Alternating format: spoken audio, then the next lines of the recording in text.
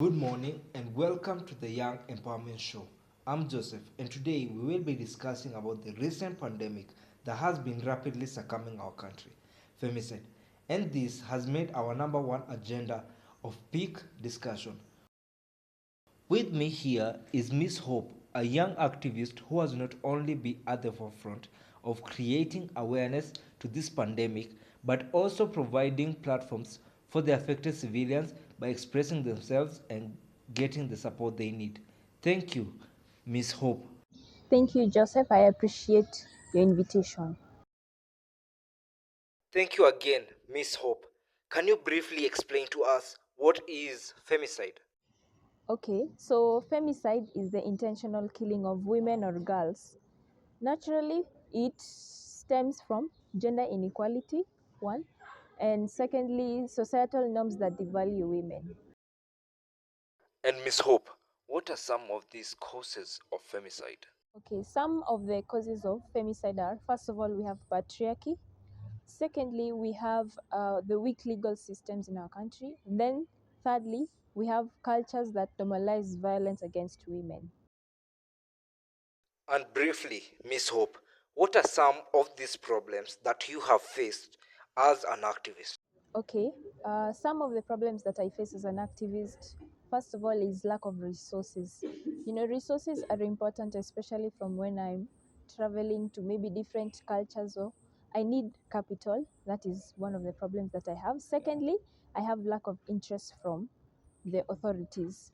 Like how, for example, something that happens to a young woman, and maybe she goes and reports this incident to the authorities.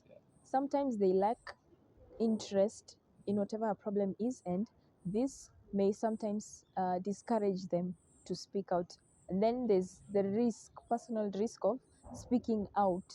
Now, this comes in maybe where the partner, for let's say a young married couple, has threatened the female companion. So now they are afraid to speak out. If you wouldn't mind, can you share with us a brief story that had really impacted you to become the passionate activist you are right now? Okay, so there's an incident that happened when I was a young girl. It's in our community. The beliefs were that men are the ones that get to tell you what to do and how you're going to do things. So there was this young couple that they this couple now, they had an argument. So the female companion mentioned that her husband now was abusing her mentally and verbally and also sometimes physically. So she therefore decided to bring up the issue of they separate.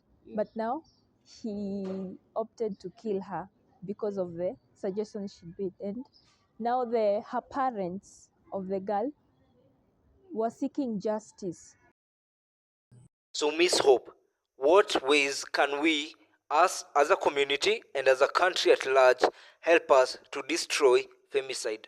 Okay, some of the ways we can do to something of the things that we can do to stop femicides. First of all, we can educate the society at large and inform them of the consequences that are involved with femicides.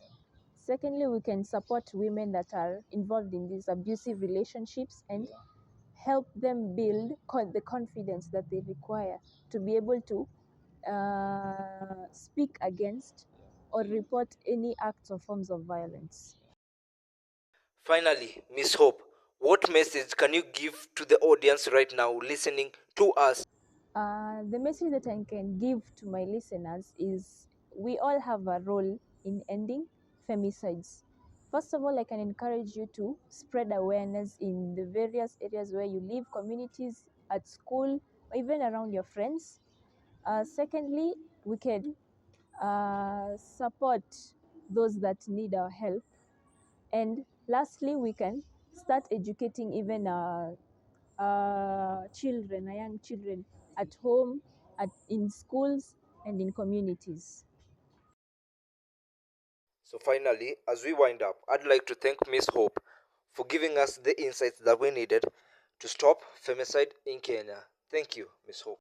You're welcome, and thank you for addressing this important issue.